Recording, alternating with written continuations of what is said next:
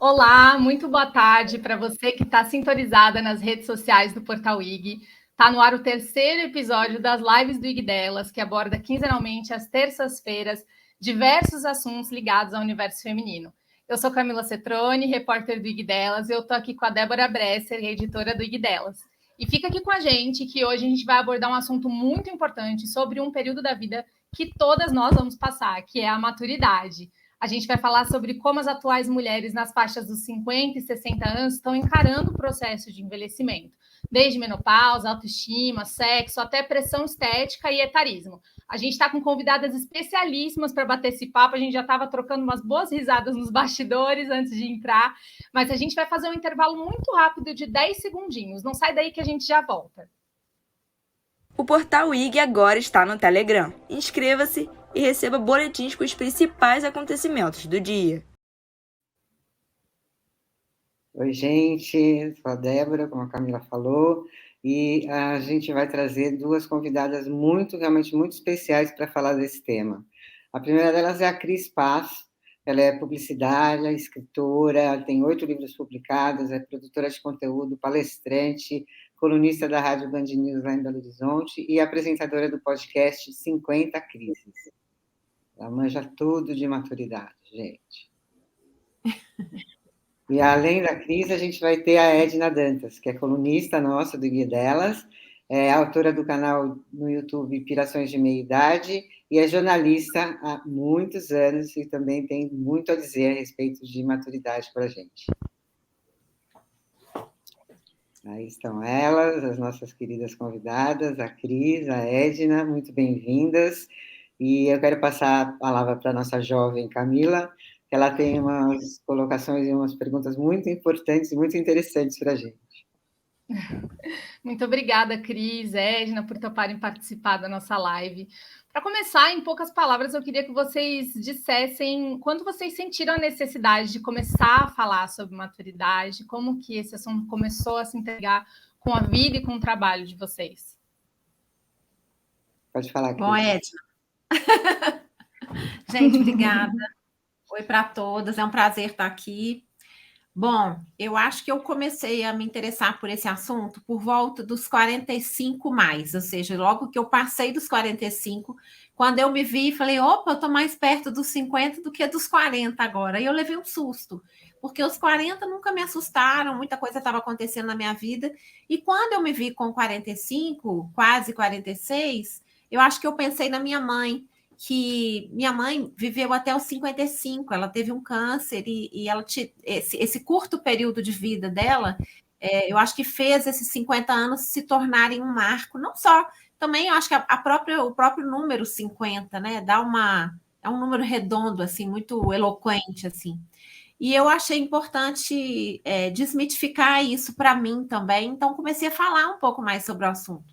E aí, depois de fazer 50, a coisa ficou mais forte, até porque eu senti mais no corpo o envelhecimento, né? Eu perdi uma audição no meio da pandemia, em 2020, no Dia Nacional do Surdo, uma beleza, gente, que eu sou uma pessoa muito, né, muito sazonal, assim, sou bem adequada, e acordei surda de um ouvido, então eu acho que eu comecei a pensar muito nessa transitoriedade da vida, que, na verdade, já era um tema que fazia parte da minha vida, porque eu perdi pessoas muito cedo. Mas eu acho que mais do que sobre a transitoriedade, eu pensei muito sobre a decadência física, sobre tudo que o envelhecimento traz, de bom e de ruim, né? Então, foi legal começar a falar para entender que tem muita coisa boa também. E você, Edna? Bem, eu vou falar assim, para mim, eu comecei a pensar de fato, assim, por volta dos 52 anos. Um pouquinho mais tarde que a Cris, mas eu acho que tem a ver muito com cada um tem a sua história de vida, né? E eu, como eu fui mãe com 40, com 52, eu estava assim, com uma adolescente de 12 anos, pré-adolescente, né? Então, assim, acho que a minha vida estava muito centrada ainda nessa fase da vida da minha filha, né?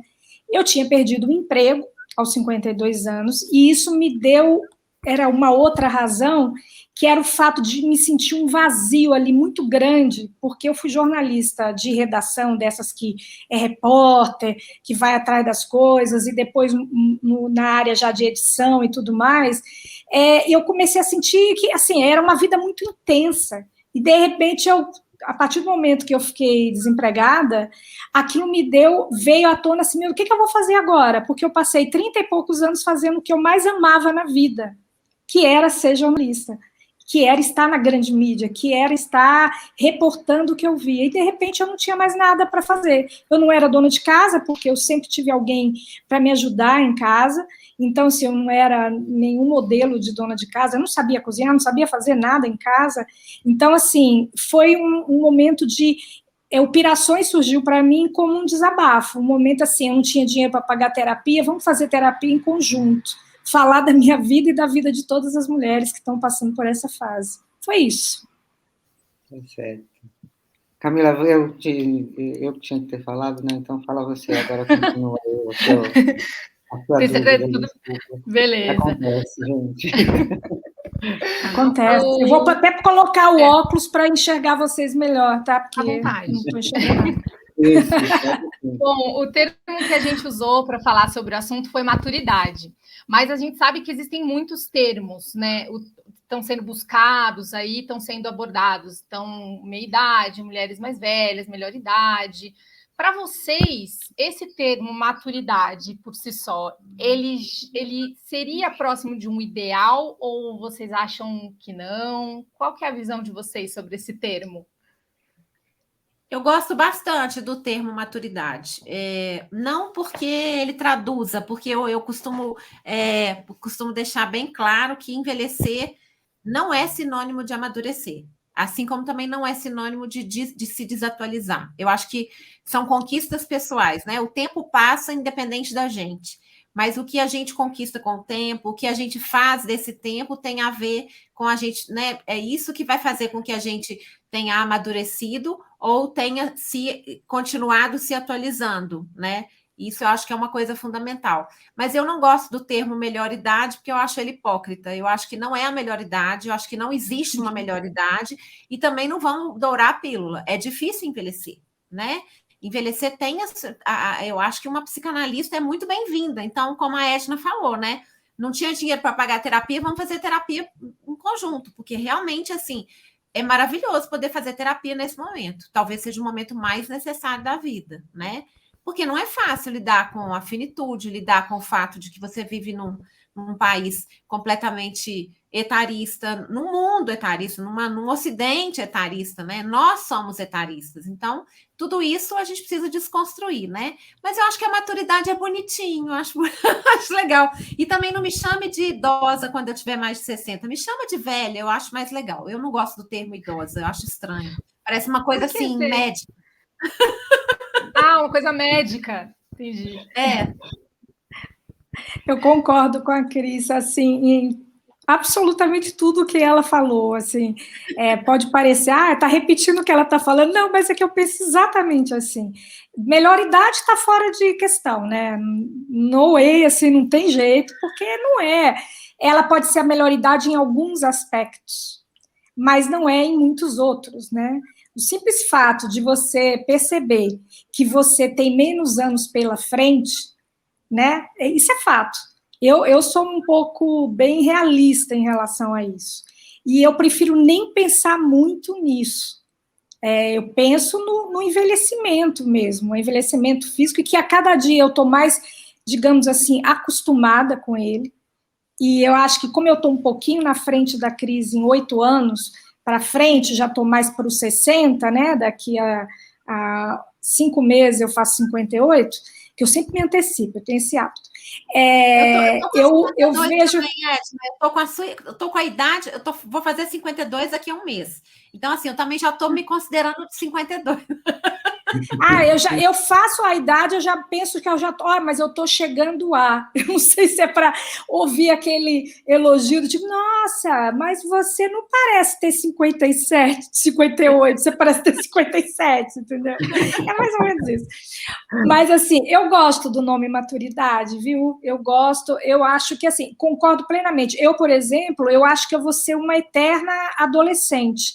Não sei se é porque nessa fase a gente é um marco que é muito parecido com o marco que a adolescente tem lá com os 14, 15 anos. Eu me sinto muito adolescente. É como se eu quisesse viver algumas coisas que eu não vivi e acabo me colocando de uma forma imatura em alguns momentos.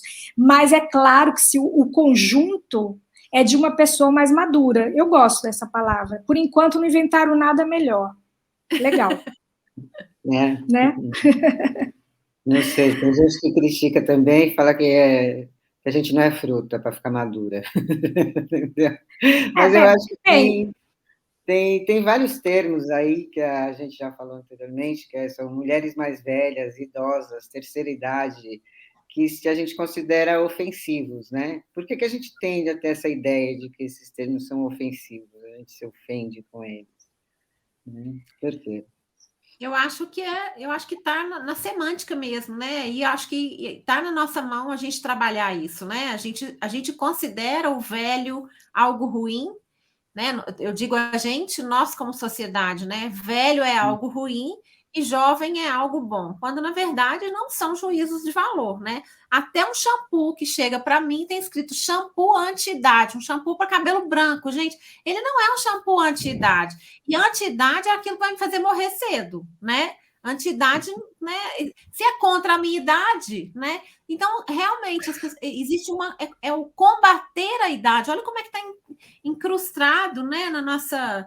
A gente precisa falar. Eu acho muito legal quando a pessoa... Outro dia eu entrei no Uber, estava escuro, né?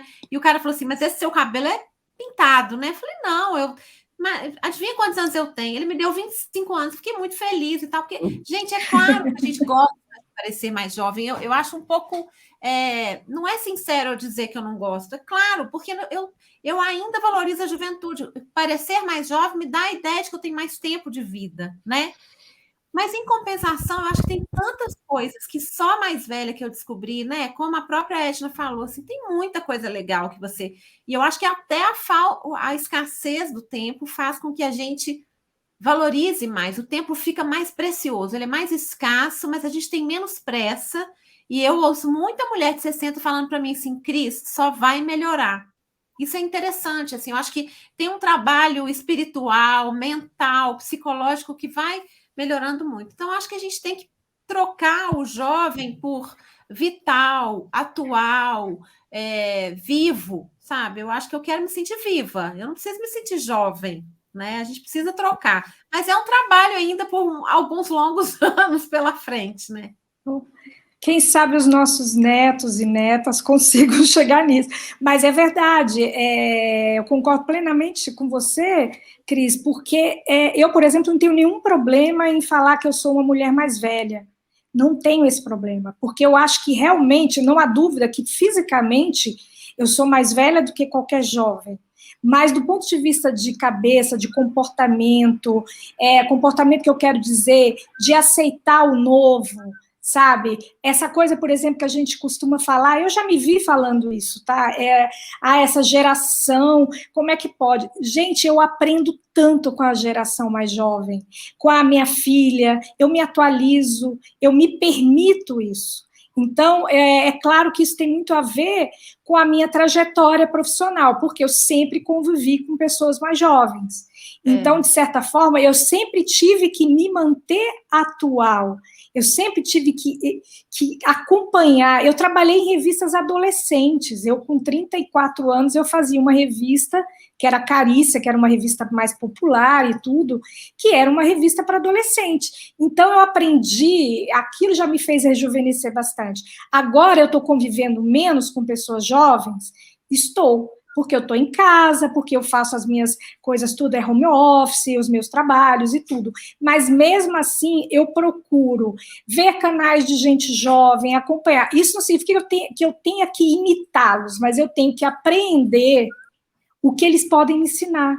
E eles ensinam bastante, né? Na minha opinião, né? Eu acho. E acho que nós para eles, né? Essa que é a troca. Sim, Isso que é legal, sim. porque a gente tem mania de dividir tudo em caixinhas e o mundo fica muito chato, né? Essa própria live aqui é uma live provavelmente intergeracional, né? Porque a gente tem uma pessoa que é mais jovem, eu não sei a idade de todo mundo, mas assim, acho que tem 2 gerações nessa live. E é isso que é legal, né? Eu realmente não penso, eu acho que a gente pode falar mais. Eu acho que a gente está ainda no primeiro semestre da faculdade sobre a longevidade, a gente está falando sobre isso, a gente está introduzindo o assunto. Mas daqui a pouco a gente precisa falar sobre diversidade etária mais do que falar sobre envelhecimento, né? Porque não tem mais sentido, a gente não está dividido em bloquinhos, nós estamos tão misturados, a gente está em várias cidades diferentes e estamos aqui conversando, né? É incrível, né? É incrível. Só fazendo um complemento com isso que você está falando, eu acho que tem uma questão, além dessa inserção que você falou sobre etarismo, idadismo, essas expressões, eu acho que tem uma outra e essa me preocupa particularmente, e pensando em mim, tá? Que é a invisibilidade do velho, que eu vejo que nós mesmas, sendo pessoas de meia idade, a gente coloca o velho num papel, digamos assim, invisível. Por exemplo, vou dar um exemplo, o Natal na minha família, tá? O Natal da minha família em dezembro passado, meus sobrinhos, todo mundo, e assim, o único casal, que era um casal mais velho, a mais de 60, mais de 80, eles ficaram completamente isolados num canto, porque ao invés de serem trazidos ou da gente ficar em torno deles, mesmo falando besteira, mesmo rindo, isso eu sinto, eu já comecei a sentir isso. Eu já comecei a sentir isso na minha pele, ao lidar com adolescentes. Eu percebo, tirando aqueles que já me conhecem, que cresceram com a minha filha e que sabem o meu jeito e tal, que aí às vezes gostam de, me chamam para as conversas, a gente ri junto. Tem aqueles que, por não me conhecerem, eles me isolam, eles me dão aquele oi tia e acabou. Então, assim, isso é só o prenúncio do que está por vir. Então, acho que a gente também tem que reforçar muito. Nós somos visíveis e nós temos muito a oferecer para as pessoas, para a sociedade brasileira como um todo, né? É o que eu acho. Concordo. Legal. Gente, a gente tem alguns comentários aqui no YouTube, vou ler alguns para a gente. A Luísa Lemos falou, ansiosa pela live, já estamos aqui, ela mandou às 2h30 da tarde, espero que esteja acompanhando ainda a gente. A Roi Spinozzi, do Elas no Tapete Vermelho, falou, tô vendo minhas amigas Débora e Cris, e a Cristiana Medeiros Gavinho disse, Edna Dantas arrebenta, então estamos aí já com algumas pessoas assistindo a gente. E eu amigo, né, Camila? Oi, amigos são amigos, estão sempre presentes. Tá junto, tem que estar junto, isso aí. E por falar, também temos aqui o Thiago Calil, que está prestigiando a live também, acabou de mandar um salve para a gente aqui nos comentários.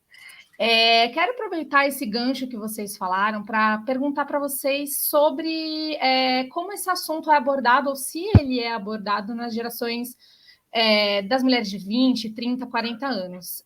Por quê? Eu vou falar até algo por mim. Eu vejo no meu ciclo mesmo de amizades e tudo mais com outras mulheres e da faixa etária mais próxima da minha, né? Assim, por volta dos 20, dos 30, é muito difícil a gente ter uma conversa sobre isso, né? Ter uma conversa sobre toda a questão do envelhecimento, sobre menopausa, sobre mudanças que o nosso corpo eventualmente vai acabar sofrendo com o passar do tempo, né? Queria perguntar para vocês se esse assunto, se as mulheres na casa dos 20, dos 30, 40 se interessam em pautar esse assunto na visão de vocês, se é algo pouco falado, e se essas mulheres também fazem parte do público do trabalho de vocês.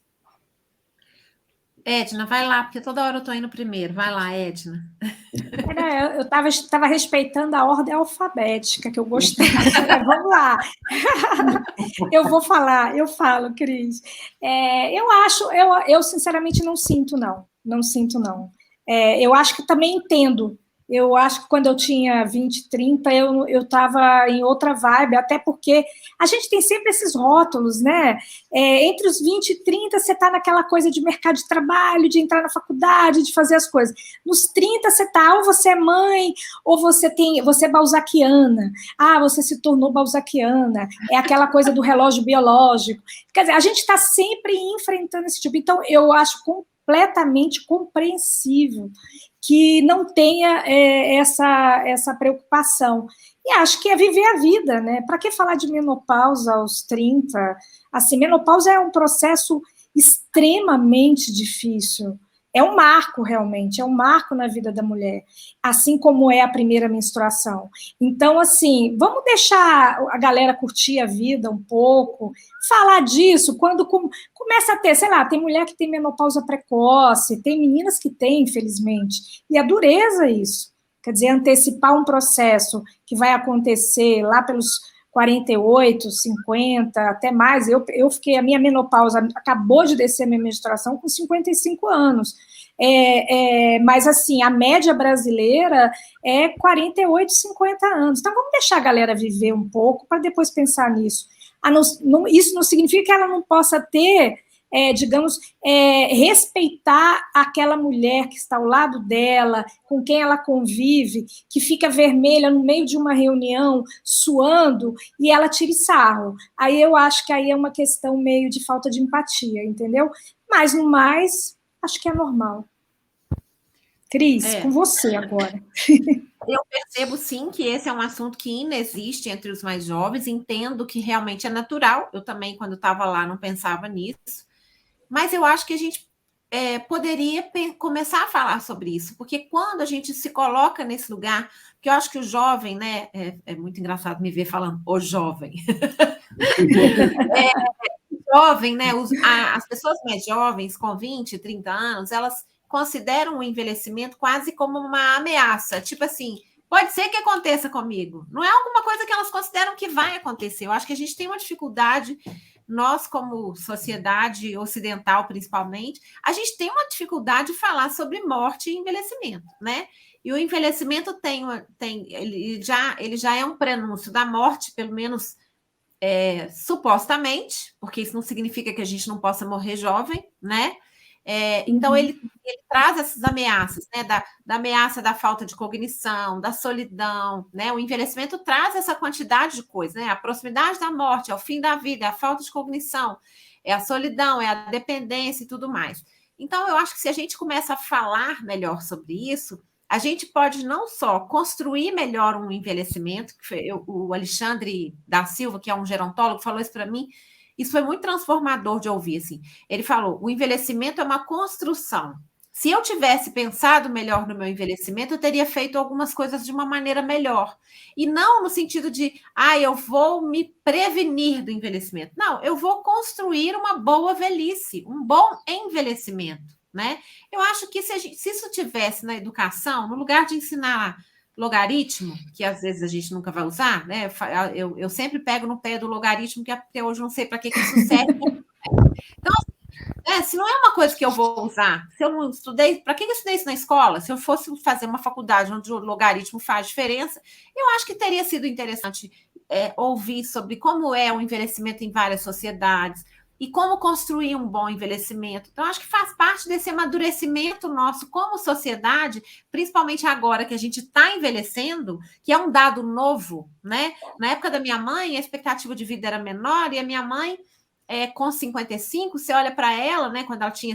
Não posso nem falar 55, porque a mamãe morreu de câncer, então, aos 55, ela estava com um visual envelhecido e adoecido, mas com 53, antes dela adoecer, ela tinha uma imagem assim mais envelhecida, mesmo tendo feito plástica e tudo mais. Então, a gente está vivendo mais, a gente está se mantendo atual, a gente está parando de dizer no meu tempo era diferente, porque meu tempo é hoje, né? Meu tempo era antigamente, é hoje, será amanhã, é é fazer as pazes com o tempo. Eu quero estar aqui, quero estar inteira e tudo mais.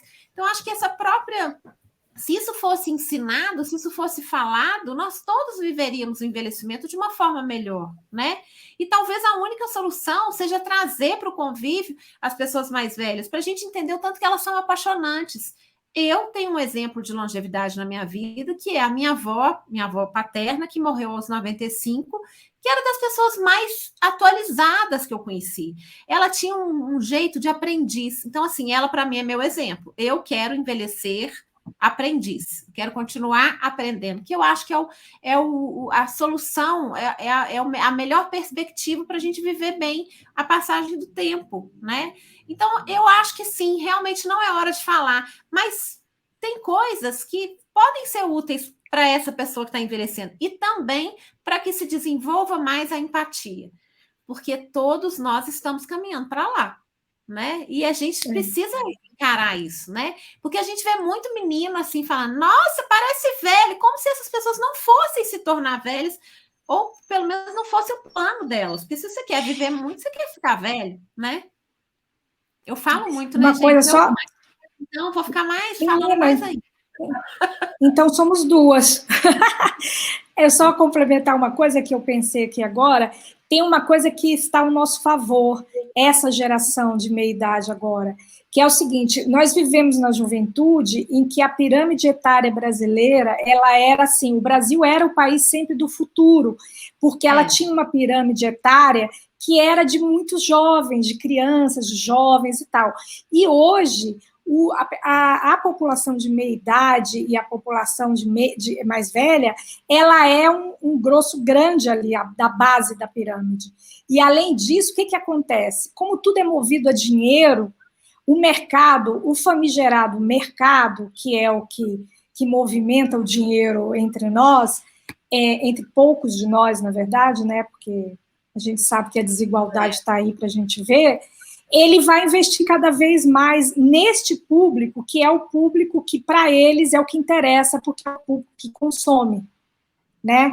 Então, assim, nesse aspecto, eu acho que isso é uma vantagem. Hoje eu até escrevi na minha coluna no IG, que foi meu terceiro texto no IG, que eu falo justamente isso que o gerontólogo falou, só que entrevistando uma geriatra, que é a Lília Murilo, que ela fala justamente...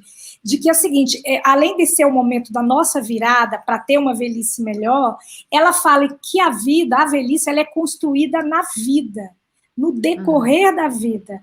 Desde a hora que a gente é gerado, né, da forma da alimentação que as nossas mães têm, no comportamento, até os dias de hoje. Agora, ela coloca muito claro, esse é o momento da virada para você consertar algumas coisas. É claro que ela não está se referindo a doenças que vão além da qualidade de vida, que não surgem por causa disso, né? Então, assim, acho interessante, você tem toda a razão, eu acho que eu já falei, você tem toda a razão quantas vezes, Cris, nessa live?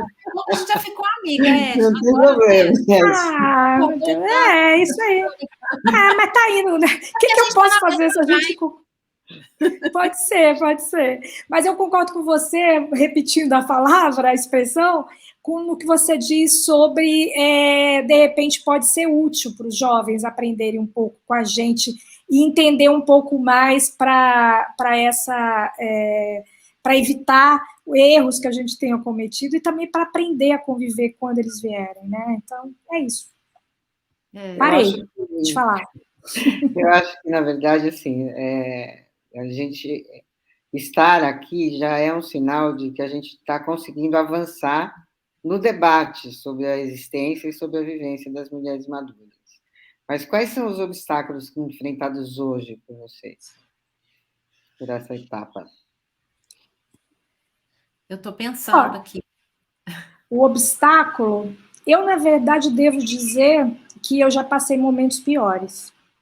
Talvez isso tenha a ver com aquela tal curva do U, que são a Universidade Americana, que fez um estudo sobre isso, que é a U, que é a curva da felicidade, que talvez por isso a gente encontre quando eu falo com mulheres mais velhas, com 65, 70, tenho minhas cunhadas maravilhosas que estão já nessa fase, tudo, que a gente conversa, a gente percebe que elas estão bem com elas, sabe? E eu acho que isso faz parte dessa evolução. Então, a curva do U, ela assim, tomando um U, pegando a parte superior do U, de um lado você tem um momento de extrema felicidade, que é quando você nasce, aí vai, quer dizer, aquela coisa que aí vai decaindo, até chegar lá no fundo do poço, que é o fundo do poço, os questionamentos, toda essa decadência física, desculpa usar a palavra, mas é ela mesmo que define bem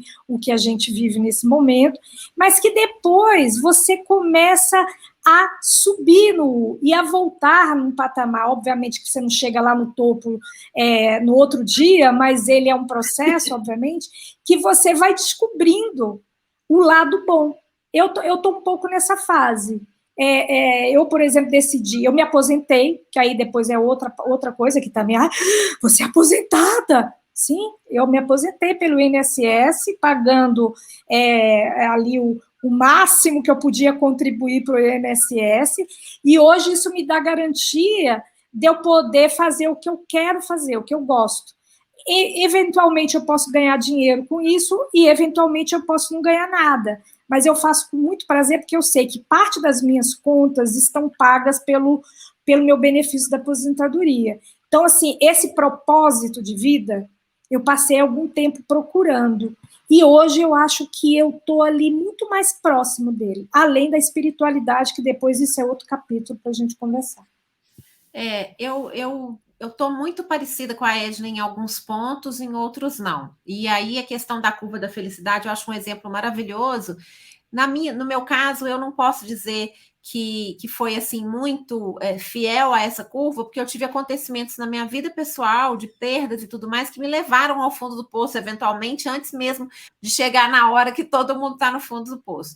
Mas hoje, a minha grande questão eu comecei a apresentar, eu entrei na perimenopausa com 46, 47 já, e eu estou ainda sem entender o que eu faço com a minha menopausa, porque eu procuro métodos de reposição hormonal. Minha mãe morreu de câncer de mama, então no começo falavam que eu não podia fazer, depois eu comecei a pesquisar e descobri que existia possibilidade, mas o meu útero ele reage muito exuberantemente ao hormônio, então eu já tentei 3 tipos de reposição hormonal e eu ficava menstruada, ou seja, eu sangrava o tempo todo. Chegava um dia que eu falava com a minha médica, mas peraí, eu não estou na menopausa, eu quero pelo menos não menstruar. Então eu tenho que ficar de olho no meu útero, pode ser que eu tenha que tirar o útero, talvez tirar o útero seja a solução para poder fazer uma reposição, e não é por causa de sintoma, eu não posso dizer, eu tenho pouquíssimos sintomas da menopausa, mas tem decisões que você vai tomar quando a sua menopausa começa, que são decisões que vão ser definitivas, assim, muito definidoras de como vai ser o seu resto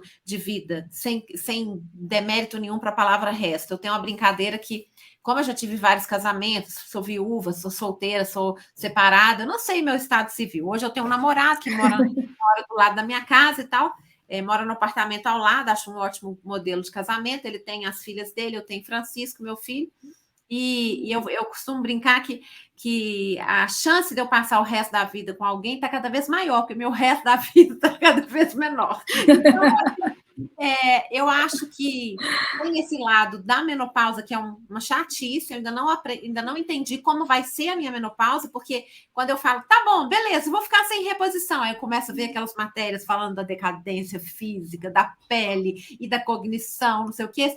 Então você fala assim, nossa, eu tenho que resolver agora. Então decidi ouvir uma outra opinião, também com calma, com tranquilidade, li umas matérias também falando do excesso de medicalização dessa coisa da menopausa e tal, e eu acho que o equilíbrio é a coisa mais importante. Então, eu acho que hoje, se eu pensar em todos os obstáculos que eu tenho, eu olho para fora, tem muitos obstáculos. A gente está num momento muito ruim, muito difícil, né, a gente está num momento tenebroso. Eu jamais imaginei que a gente fosse viver um tempo tão difícil em todos os aspectos, né, político, social, econômico e tudo mais. E vivendo coisas que eu jamais imaginei viver, né? Que quando eu penso que meus pais já faleceram, eu falo, nossa, gente, que bom para eles, porque eles não estão vendo algumas coisas. Ao mesmo tempo, eu acho que o meu dentro está muito mais bem trabalhado. E isso tem a ver com esse amadurecimento, né? Essa serenidade que eu tenho para lidar com o entorno. Isso é maravilhoso, porque eu achei que eu nunca fosse chegar nesse ponto. Eu sempre fui uma pessoa muito ansiosa, querendo fazer as coisas. Então, eu me vejo assim, falando, nossa, gente, envelhecer realmente é um presente, porque você aprende a lidar com o tempo. No começo da nossa live, a Edna falou uma coisa assim, eu já estou me acostumando ao envelhecimento. E eu acho que está aí a chave. Quando você assume que você está envelhecendo, e existem pesquisas mostrando isso, né? Você envelhece melhor. E aí você lida melhor com esse assunto, sem negar, sem negacionismo, Então você começa a se divertir mais. E nesse sentido, eu acho que eu era tão mais ranzinza quando eu era mais jovem, né? Quando eu era adolescente, gente, eu era ranzinza demais. Então, acho que o ranzinza, talvez não seja a gente falar assim, eu tô mais jovem agora, minha cabeça tá mais jovem. É dizer assim, eu tô menos ranzinza, porque às vezes o ranzinza é uma característica da pessoa mais jovem, muitas vezes, né? E tem um outro aspecto que eu acho maravilhoso, como você falou, Edna, dessa sorte que a gente tem de estar envelhecendo nesse momento em que a gente está sendo mais valorizado, né? Assim, a economia prateada está aí mostrando, ela se mostra como algo interessante.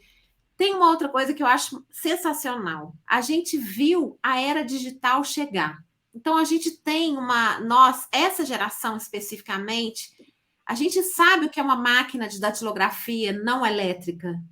E a gente sabe o que é um computador. A gente sabe o que é o 5G que está chegando, né? Gente, é muita evolução que a gente está vendo.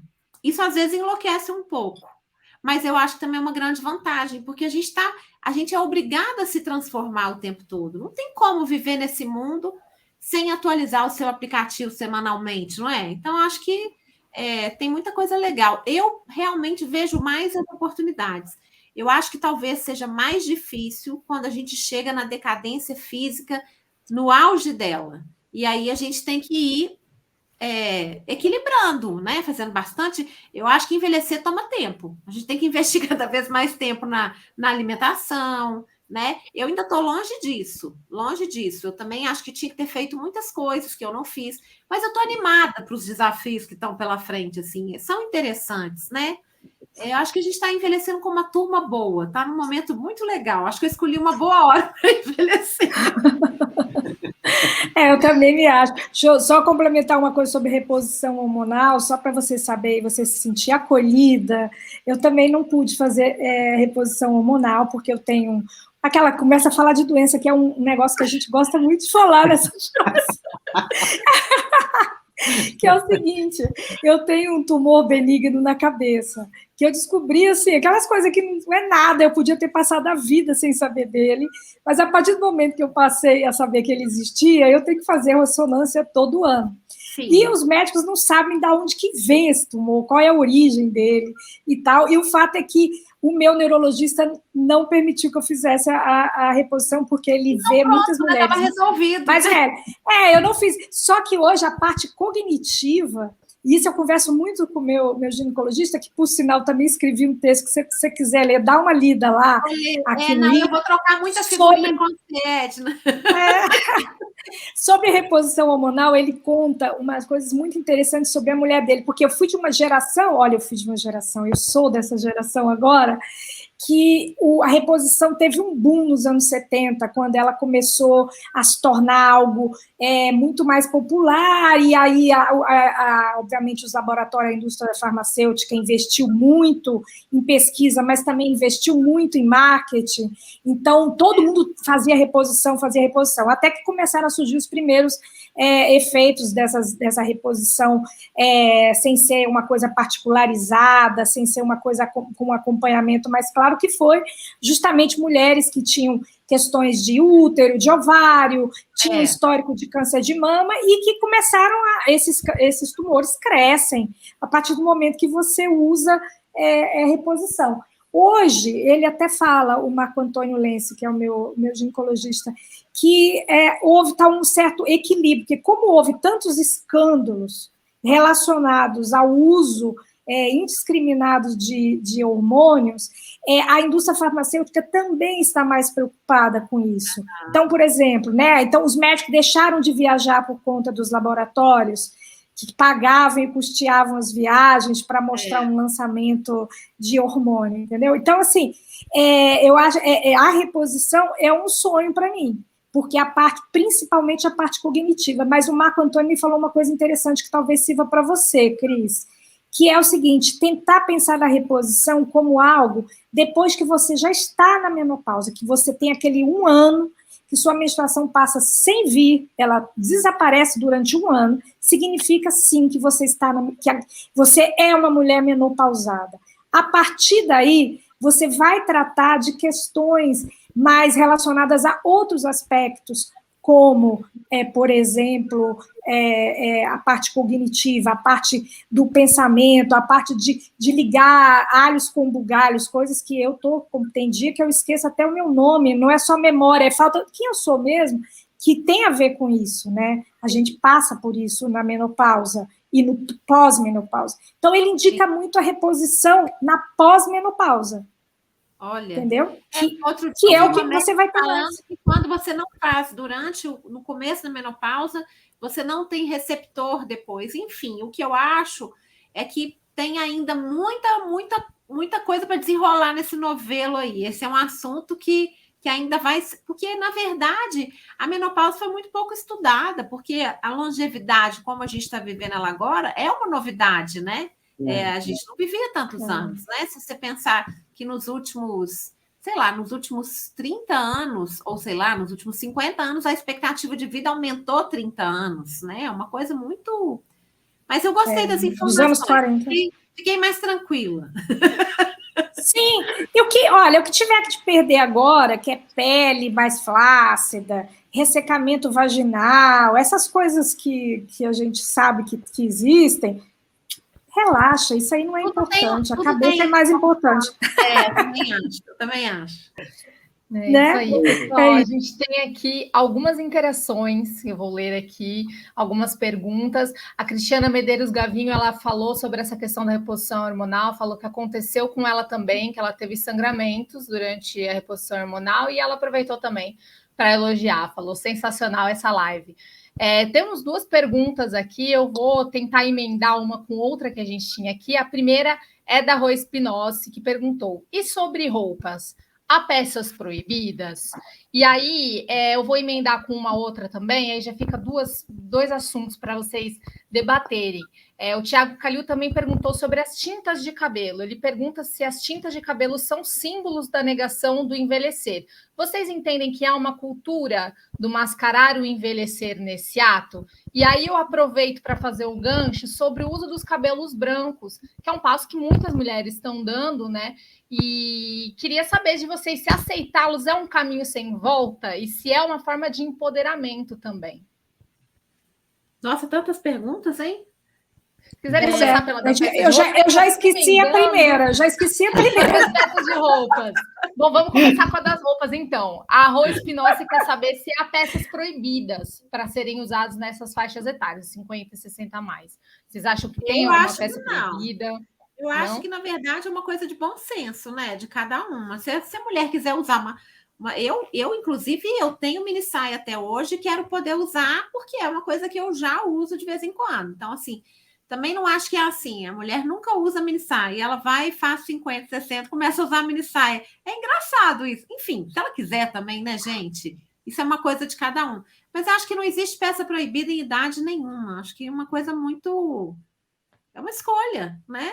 Somos livres. A Cris, que é a nossa representante de moda, né? Porque faz, né? É uma pessoa que sempre construiu aí uma questão toda de estilo e tudo, maravilhoso, moderno. Eu concordo com você.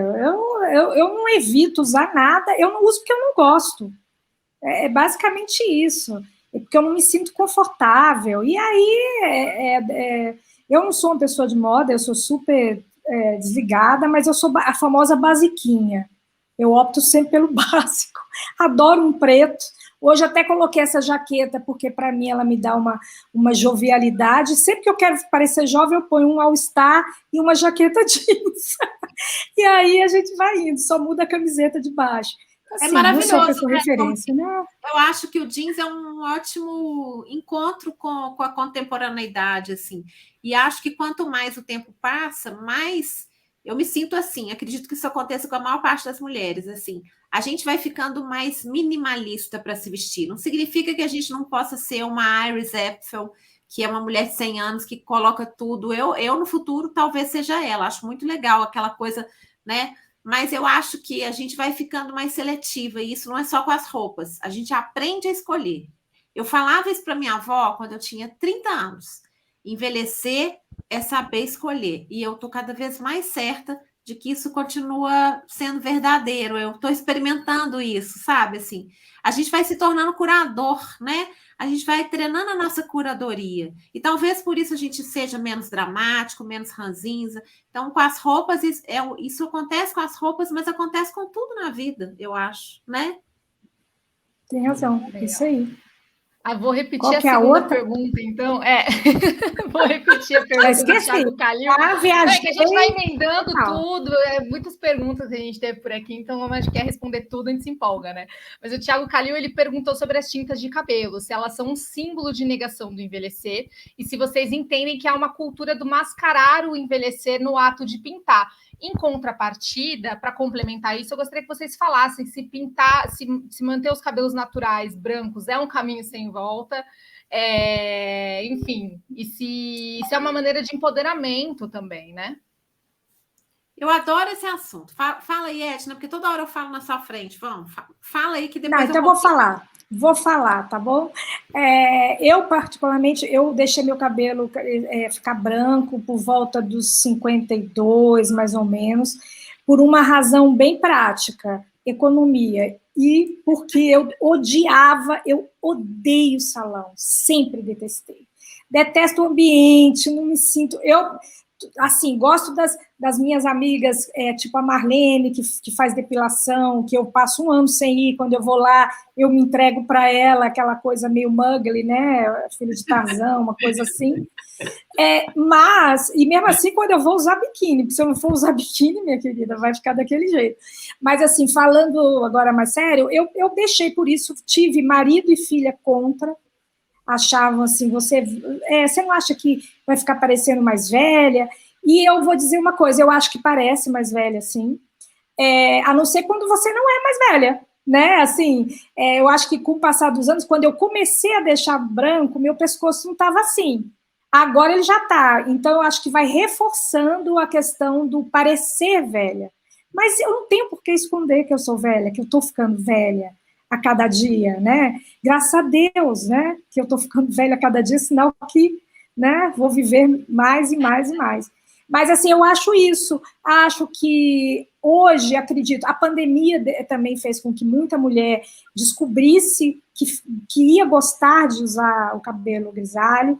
E, terceiro, acho que virou, sim, uma parte de empoderamento, porque precisa ter coragem para usar o cabelo branco. Para ter o cabelo grisalho, porque a sociedade que a gente vive, e em vários outros aspectos, esse é só apenas um deles, identifica na mulher de cabelo branco uma mulher mais velha. Então, assim, tem que estar preparada. E o que é bom para mim pode não ser bom para as outras. Então, cada um sabe a sua hora e as suas razões, né? Cris, agora é você. Rapidinho, que eu acho interessante, sobre o cabelo grisalho, o cabelo platinado, né? Que quando as mulheres mais jovens fazem o platinado, é cool, né? É estiloso. Então, tem também essa subversão, né? Por que quem é mais jovem é algo então estiloso, cool? E por que são, quando as mulheres mais velhas que fazem e deixam o cabelo natural, por que aquilo já deixa de ser cool, já passa a ser desleixo, né? Porque tem isso. É desleixo, você não quer pintar o cabelo. Então, tem essa subversão, né? Do que para uma pessoa é legal, mas a mesma coisa, algo similar, uma estética similar, é outra coisa completamente diferente, né? Significa outra coisa, é atribuído de outro jeito. Que quando você é jovem, né? Tudo que você faz é isso, faz parte. Eu também já tive meu cabelo preto como as asas da graúna, entendeu? né? Eu nunca quis ser loira. Aí, quando eu vi que eu ia começar a ficar loira, que você começa a fazer luzes para pegar aquele fio que tá não sei o quê, eu falei, opa, não, eu não quero ficar loira. Tinha até a piada, que a mulher não envelhece, fica loira. Fica velha, fica loira. Fica loira, né?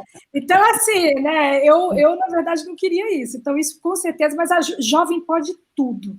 Pode errar, voltar, refazer, fazer de novo. E a gente também pode. Se eu quiser ir no salão agora e pintar meu cabelo, eu posso. Exato. Mas eu gosto do meu cabelo assim, né? Eu acho que esse é um assunto que dá, assim, um tratado. Dá para a gente ficar falando 3 horas sobre isso. E é um assunto que me apaixonou, porque quando eu deixei meu cabelo branco foi antes da pandemia, com 49 anos, porque eu estava fazendo um podcast sobre envelhecimento com outras mulheres. E uma delas tinha um cabelo branco maravilhoso, é a Daniela Zupo, que é uma jornalista mineira linda, parece uma atriz francesa. Tem cabelo branco grande, assim como o seu, é bonito. E eu acho seu cabelo muito bonito. Então, assim... eu resolvi, porque eu pintava o cabelo de preto, eu tenho cabelo branco há muito tempo, e aí um dia, no meio do podcast, eu falei, gente, toda vez que cresce um pouquinho meu cabelo branco, eu vejo aquela faixa prateada, acho tão bonita, eu tenho um misto de fascinação com medo. E aí a gente foi falando sobre isso, e eu comentei isso com a minha cabeleireira, e o meu namorado, que é 3 anos mais novo que eu, começou a olhar cabelos brancos e achar bonitos. Então, foi muito importante ter o aval dele, meio que o incentivo dele, porque eu acho um pouco... É mentira dizer que a gente não liga para a opinião dos outros. Eu acho que tem opiniões que nos importam, sim, né? E o fato de ter a ajuda, o empurrãozinho da minha cabeleireira e do meu namorado foi maravilhoso. Porque a minha cabeleireira falava, Cris, vai combinar com a sua pele. E eu pintava o cabelo de muito preto, né? Então, quando eu comecei, né, já vai fazer 3 anos agora em setembro, foi todo um processo, que hoje eu estou acostumada com o meu cabelo branco e eu gosto, e não é uma questão de aceitar. Hoje eu estou feliz com o meu cabelo branco, foi uma escolha. Mas não é para dizer para as pessoas assim, deixe o seu cabelo branco. Eu acho que a bandeira é, o cabelo branco, ele não era considerado uma possibilidade, e agora a gente coloca ele como uma possibilidade. E eu discordo, porque eu acho que às vezes a mulher pode ficar mais velha se ela pintar o cabelo, porque às vezes ela já está com mais rugas, né? Como todos e todas nós vamos ficando. Eu até faço algum procedimento estético, mas não gosto de nada muito forte, né? Então, fica aquele contraste. E se você reparar, quando a gente vai ganhando ruga, o cabelo branco, muitas vezes fica bom, fica mais... Ele suaviza a fisionomia. A natureza é sábia nesse sentido. Então, eu posso dizer, gente, que eu nunca me senti tão bonita. É engraçado. Eu acho que hoje eu estou na minha fase mais bonita. Talvez eu esteja também apurando o meu olhar e gostando mais de mim. Então, é um conjunto que me faz sentir mais bonita. Mas eu me sinto mais mulher hoje, porque eu era muito moleca, eu sempre fui muito moleca. Então, acho que envelhecer trouxe esse ar mais mulher. Mas é muito engraçado, né? Porque aí eu vou. Outro dia eu peguei um voo de máscara, né? Sentei do lado de uma menina, que eu não sei se ela era menina, ela não tinha cabelo branco, mas ela devia ter uns 30 anos. E aí, na hora que eu sentei, eu fui colocar a mochila embaixo, assim, da poltrona da frente, ela falou assim, a senhora quer ajuda? Gente, eu morri de rir, porque ela olhou para mim e já decodificou uma mulher de 70 anos. Aí, um outro dia, eu fui pegar no aeroporto de Guarulhos aquela mulher fazendo a triagem lá da esteira, né, do detector de metais. Ela falou assim, senhora, prioridade? Eu pensei assim, tá bom esse negócio, vou começar a usar prioridade. Ela decodificou rapidamente, ela tá ali cantando, ela vê um cabelo branco, ela nem olha para o rosto da pessoa, né? Então, acho que a gente vai deparar com situações dessa, como outro dia também, na loja de material de construção, alguém falou assim, aquela senhora ali. Isso me incomoda no envelhecimento. É quando a velhice ou a minha idade substitui a minha identidade. Eu não sou aquela senhora, eu sou aquela mulher. Para mim, eu prefiro que aquela mulher. Só que por educação, a pessoa fala aquela senhora, né? Eu não me sinto aquela senhora.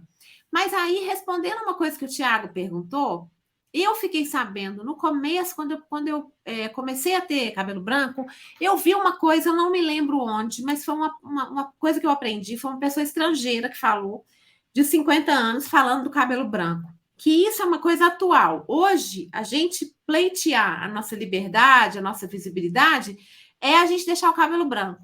Antigamente, quando a mulher resolveu pintar o cabelo, ela queria sair da invisibilidade. Uma mulher de outra geração. Ela pintava o cabelo para sair da invisibilidade, porque de cabelo branco ela era colocada nos aposentos. Então, eu não sei história o suficiente, mas achei muito interessante descobrir sobre isso, que esse movimento aí, na verdade, ele é um movimento para dizer assim, cada um envelhece do jeito que quiser, né? E respeitem os meus cabelos, sejam eles brancos, pretos, loiros ou ruivos, né? Verdade. É isso aí. Essa é a mensagem. E assim, e cada uma tem que decidir o que é melhor para ela, né? Por exemplo, aqui em casa, como eu falei, meu marido e minha filha foram contra. Aí uma amiga minha, muito legal, me levou no salão, falou, olha, eu vou te levar no salão que o cabeleireiro vai te convencer a ficar com o cabelo, para pintar o cabelo. Aí foi, cheguei lá, eu tive o maior papo com o Marcelo, conversei, falei por que eu queria, que eu gostava. Meu cabelo é um cabelo muito fácil, né? É um cabelo muito liso, muito fino, então, obviamente, que isso também facilita em muita coisa, né? E aí, o que acabou? Acabou que ele super concordou comigo, falou, vamos deixar ele branco e tal. E aí ele falou o seguinte, Edna, é legal você sempre manter um corte. Eu falei, não, um corte que eu passo assim uns 5 meses sem vir ao salão, né? Que foi exatamente o que eu faço. 5 meses, mas meu cabelo é muito fácil, então eu tenho que admitir que eu sou uma privilegiada nesse aspecto. Aí eu falo assim, aí ele faz um corte desestruturado, adoro essa palavra. Ai, desestrutura, corta cada fio de um tamanho, de um jeito, fica com ar moderno, quer dizer, por esse caminho a gente vai fazendo do cabelo branco algo diferente, algo com a minha personalidade, entendeu?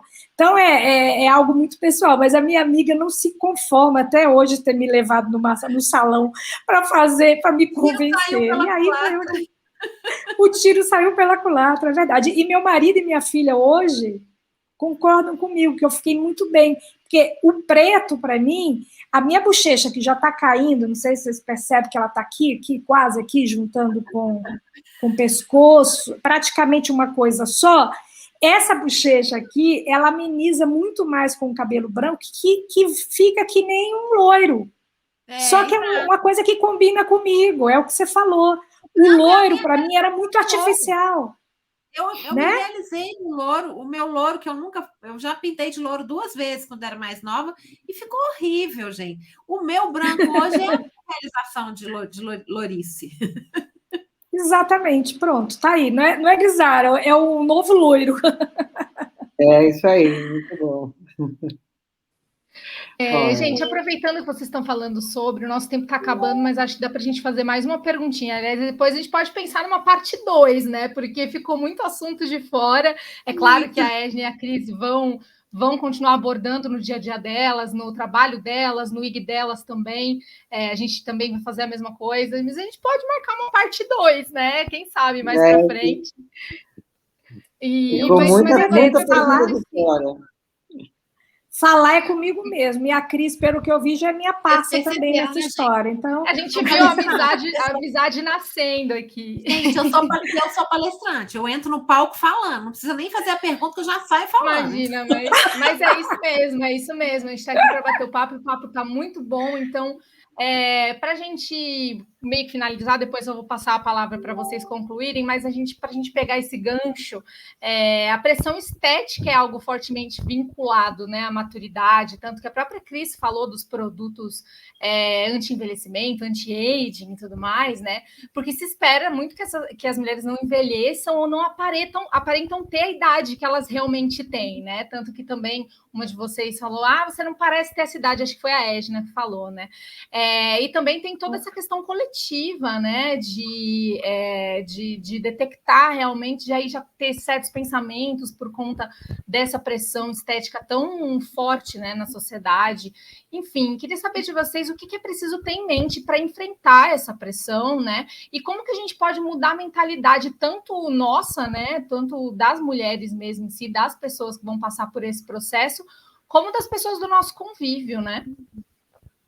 Eu acho que o feminismo nos ajuda muito, porque essa pressão estética, ela é em cima das mulheres, principalmente, né? Assim, eu acho que nessa hora é só um prolongamento do machismo, que está ali muito forte, essa patrulha sobre como nós somos, como se a gente estivesse aqui para satisfazer a necessidade de alguém, o desejo de alguém, né? Então, ela está muito velha, ela está muito gorda, problema meu, né? Não tô aqui para te servir, Senhor. É mais ou menos isso. Eu acho que a gente precisa realmente trabalhar essa questão estética, entender, trabalhar todos os aspectos simbólicos e psicológicos disso aí. Então, sem dúvida, esse é um caminho longo que já começou há algum tempo e que a gente está aí ainda enfrentando. Mas o meu conselho é que a gente faça isso de dentro para fora, sabe? Quando você consegue se conectar com você e estar de boa com você, o que está fora não te afeta dessa forma, né? Então, é um trabalho contínuo e de dentro para fora, de preferência. É isso aí. Concordo também de novo com a Cris, nesse sentido do feminismo, que é tão mal visto, né? Hoje, nos tempos que vivemos no Brasil, o feminismo é tratado de uma forma completamente equivocada. Opa, tem um cachorro. Tá na meia idade, Débora? Tá na meia idade? É assim mesmo, não. É o cachorro. Né? Mas, assim, o que eu acho, assim, acho que nós, mulheres, temos que tentar um pouco. Eu sei que se policiar não é bom, mas eu acho que pela causa, a causa justifica, que é a gente tentar evitar de analisar a outra mulher, sabe? De criticar a outra mulher. É a tal da sororidade, sabe? De você respeitar pessoas que são iguais a você, uma amiga ou mesmo uma desconhecida, principalmente. E outra coisa que eu tenho levado muito para mim, eu não tomo como base gente famosa. Não tomo.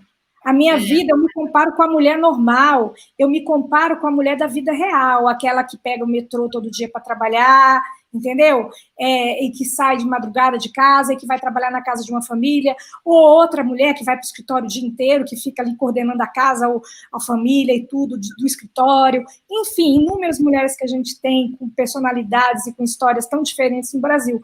Então, eu acho que está na hora da gente tentar olhar para a gente primeiro, e depois tentar se policiar um pouco, e, em terceiro lugar, não sigam famosas, gente. Elas próprias sofrem isso, coitadas. Elas têm que estar bonitas o tempo todo. Passam, sei lá, a Thaís Araújo, que é aquela belezura, um dia desse, dizendo que para entrar numa live ela passou 3 horas para fazer a maquiagem. Meu Deus, eu passei um pozinho no rosto e estou ótima aqui, e foda-se, desculpa o palavrão, mas é isso. Isso é uma coisa que a gente aprende a fazer também nessa idade, o dane-se.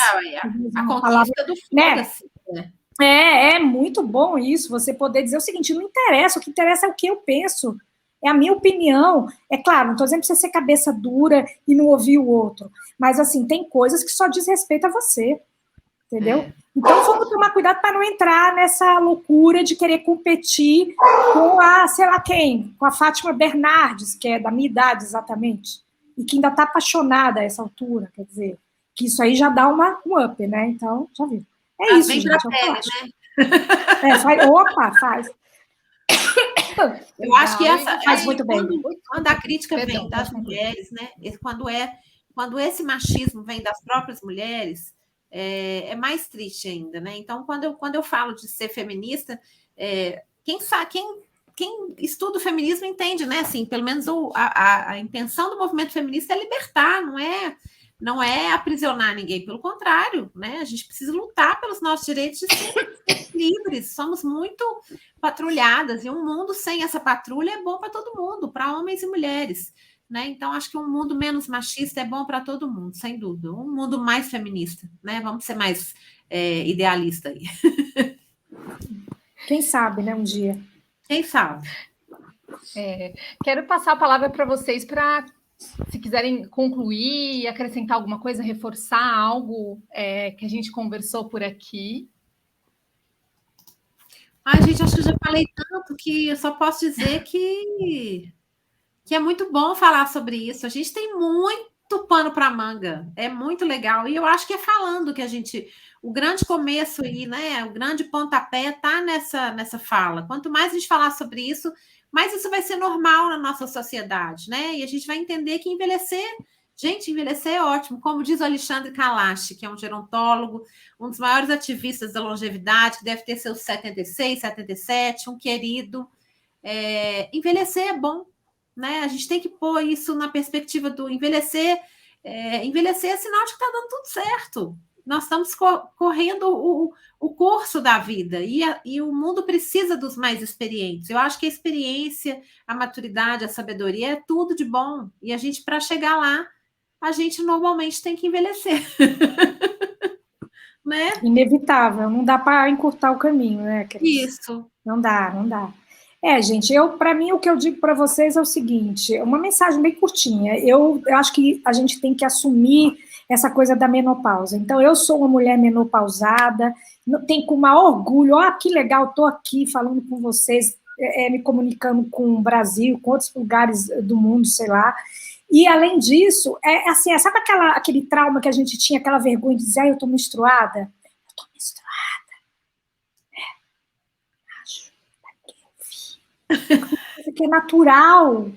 Uma coisa que é natural. E a menopausa é natural, é chata, é ruim, traz um monte de coisa ruim pra gente, mas depois que você passa ali 1, 2 anos sem menstruar e tudo, você vai ver que as coisas vão entrando nos eixos. Eu acho ótimo falar da menopausa. Eu falo em tudo quanto é lugar. Eu falo, gente, minha memória tá ruim, é a menopausa. E eu acho que eu falo até meio que para quebrar o paradigma mesmo, sabe? Aí ficam uns homens assim meio constrangidos. Já vai acostumando, gente, é isso aí. O mundo é das menopausadas também.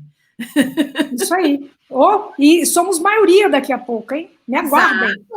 Aguardem a pirâmide etária. Nosso envelhecimento, ele tá assim, acelera a Ayrton, gente. Nós não estamos... Exatamente. Nós deixamos um país jovem há muito tempo e um continente, né? A América Latina está envelhecendo muito rapidamente. Então, ou o mercado, o mundo, né? Assim, as pessoas enxergam isso, ou elas vão ter que enxergar da pior forma possível, quando não estiverem preparadas para isso, né? Eu já ia falar uma besteira aqui, mas eu me contive, tá? Bom, pessoal, como nosso tempo passou até um pouquinho, mas foi muito bom. Acho que eu falo pela Débora também, para a gente realmente fazer uma parte 2 em algum momento aí, programar as agendas para conversar mais, porque é um tema muito vasto, mas quero agradecer muito, Edna, Cris, por aceitarem bater esse papo com a gente. Aliás, já estou aqui, quem quiser continuar acompanhando o trabalho delas, a Edna Dantas, ela tem o canal Pirações de Meia Idade no YouTube e tem a nossa coluna, tem uma coluna com a gente aqui no IG delas. E a Cris, ela escreve para Vida Simples, né, Cris? Assina uma coluna na Rádio Band News FM de BH e comanda o podcast 50 Crises, como a Débora falou no começo, mas sempre bom reforçar. O podcast, aliás, ele está disponível em todas as plataformas de streaming. Tá, na verdade, tem muito tempo que eu não faço um episódio novo, eu comecei todo animado, o podcast foi um sucesso, mas eu faço ele assim, com muito, eu quase bordo, sabe? É uma coisa que eu amo fazer. Então, agora vem mais, mas antes eu tinha começado toda semana, aí depois eu tive a perda auditiva, coloquei lá, episódios quinzenais, agora tá escrito assim, episódios novos sempre que dá. Mas eu amo fazer e todos os assuntos que eu coloco lá são muito duradouros, eles são mais meio atemporais, eles não são muito sobre coisas pontuais, então é muito legal, tem um conteúdo bem legal lá. E tem Bacana. Meu Instagram também, que ainda é @eucrisguerra, porque eu mudei de Cris Guerra para Cris Paz, né? Mas, então eu tenho 2 Instagrams, porque o Instagram não deixou que eu mudasse meu perfil, porque é certificado. Então, atualmente, eu estou com 2 personalidades. @eucrisguerra e @eucrispaz. Tudo bem, vamos seguindo. E o @ da Edna também é Edna Dantas _Varidel, com L no final. Não, é isso, né, Edna?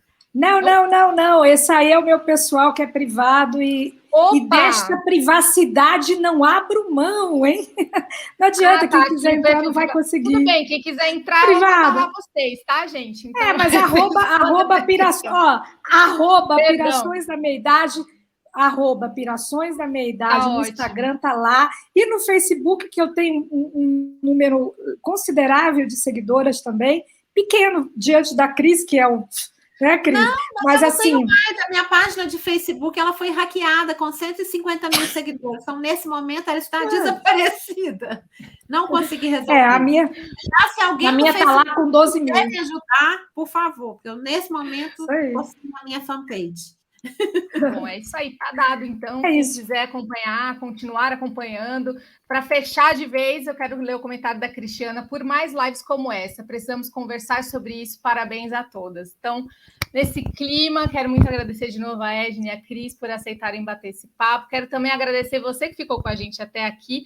Muito obrigada pela companhia. A produção dessa live é assinada pela Débora Bresser, a coordenação geral da live é do Thiago Calil, a coordenação técnica é do Jonas Orlando com o Marcos Castro. A gente volta daqui a 2 semanas, em 2 de agosto, terça-feira. Então, marca na agenda para vir conversar com a gente. Aliás, se você tiver sugestões de assuntos que você gostaria de ver por aqui, perguntas que você gostaria que fossem respondidas, deixa suas sugestões aqui no comentário que a gente vai avaliar, vai ler com muito carinho. E fique ligado também nas notícias do Brasil e do mundo em ig.com.br. E não se esquece também de ficar de olho nas pautas do IG Delas, lá do delas.ig.com.br. Ótima terça-feira para vocês, gente. Um beijo, obrigada e até a próxima. Beijo, foi ótimo.